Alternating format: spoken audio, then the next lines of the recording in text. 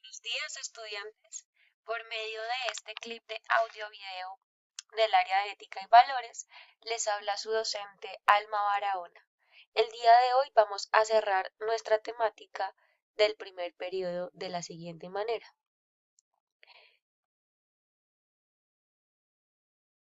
Primero, eh, vamos a ver un concepto que es la voluntad de poder y la moral, los fundamentos de la moral, el bien y el mal. Pero para eso les voy a hacer una lectura sobre un tratado de Nietzsche, un filósofo alemán, llamado Bueno y Malo, Bueno y Malvado. Luego les daré la introducción al concepto de voluntad de poder y también voy a conceptualizarlo sobre qué es la moral.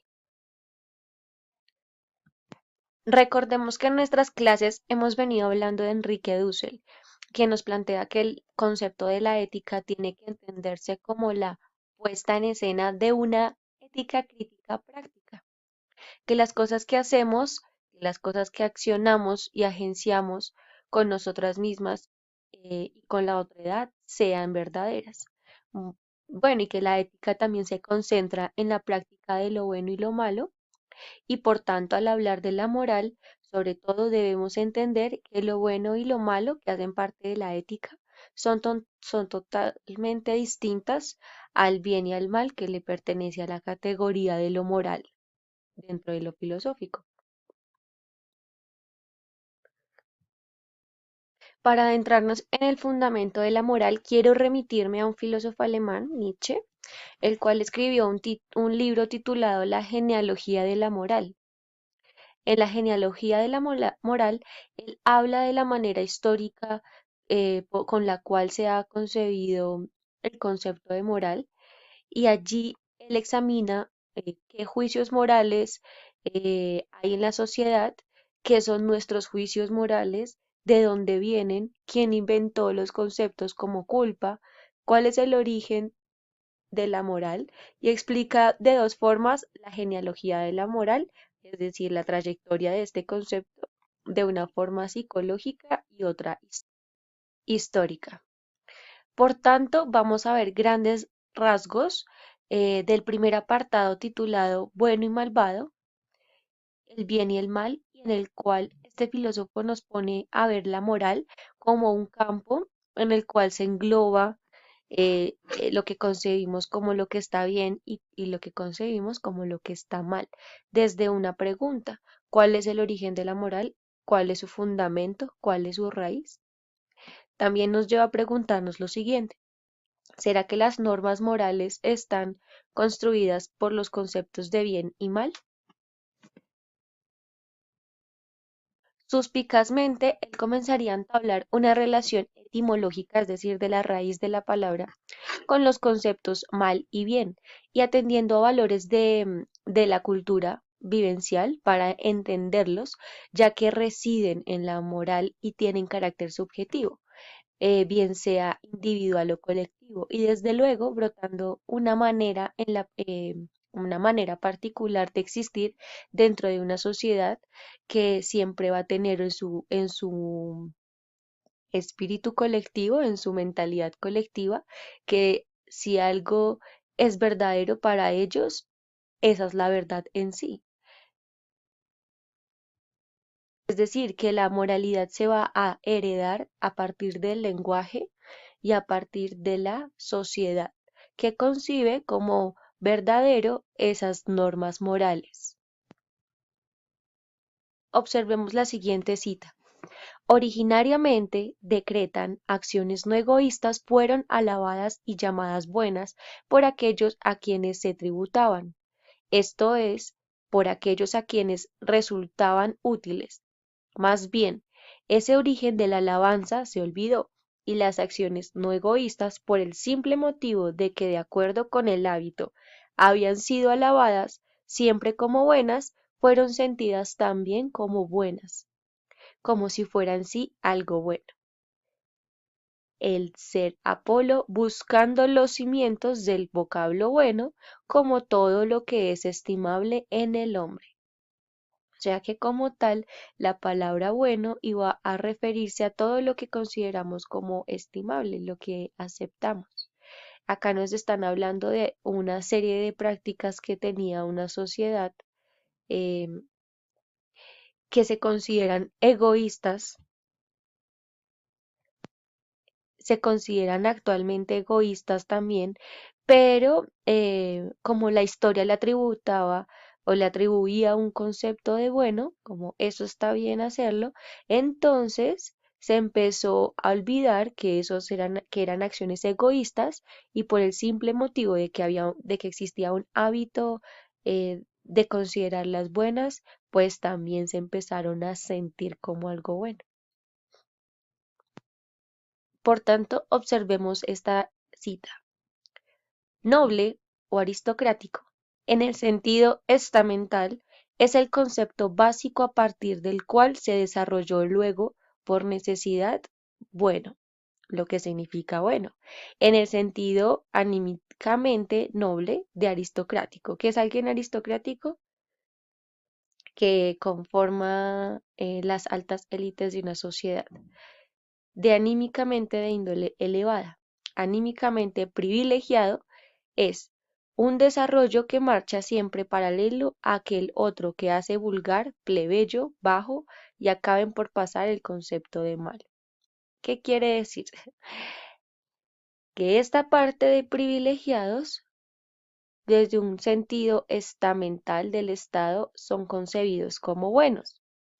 Y esta parte de las clases sociales, como lo que es el plebeyo, se conoce como vulgar, como lo bajo, es decir, lo malo.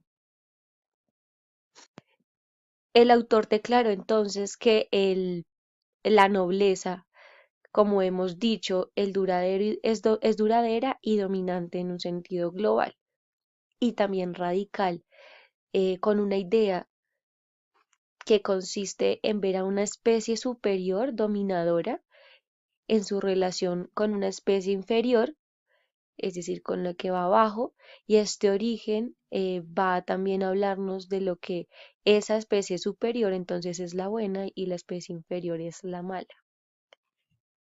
Es el origen de lo bueno y lo malo. Entonces, desde una concepción moral. Nietzsche también nos presentó dos tipos de moral que se podían ver a través de la historia. Son dos morales que se han transformado y que el autor denomina de la siguiente forma.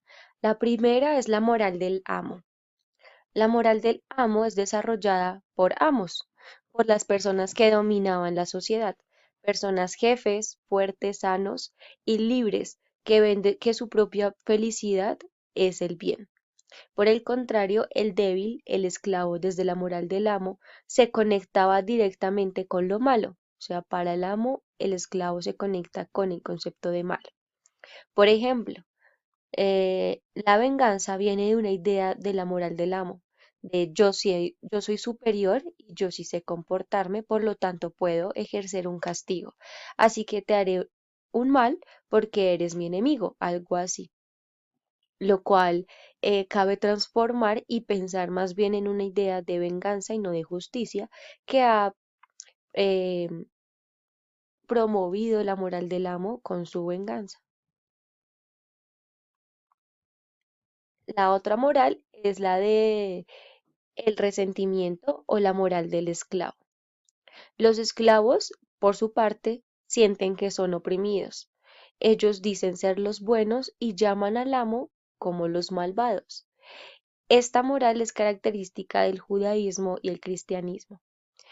Históricamente, claro está, no la moral actual. Históricamente, el egoísmo es un pecado. Ellos dicen que el egoísmo está mal. Por lo tanto, lo bueno es todo aquel que no violenta, que no ataca y que no rinde cuentas.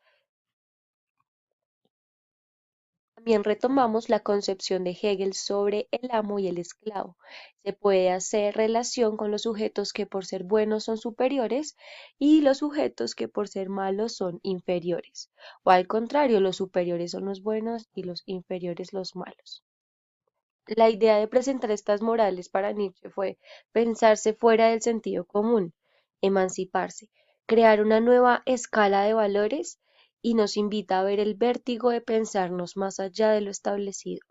Esto es también la voluntad de poder. Vamos a conceptualizar ahora la moral. ¿Qué es la moral? El término moral se deriva del vocablo latino mor moris, derivada del modus, que modus quiere decir medida, tasa, de donde proviene la palabra mesura, y ciertamente significa costumbre.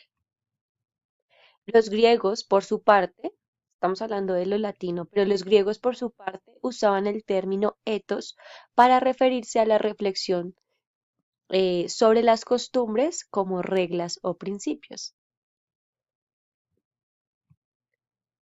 Sin embargo, en ambos casos no se refieren a las costumbres que son pasajeras y temporales y cambiantes como el modo de comer, el de vestirse, de bailar, sino a las costumbres duraderas, intemporales, que se dan o repiten en todas las culturas.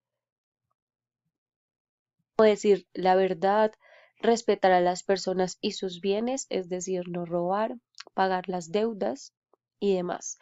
También puede ser seguir una doctrina cristiana o una musulmana, que son las dos principales eh, religiones o creencias, y cada una de estas creencias tiene su moral y tiene sus principios. Entonces, ¿de dónde surge la diferencia entre ética y moral, cierto? La diferencia entre ética y moral surge entonces de los mismos usos históricos originales que le hemos dado a estas dos palabras.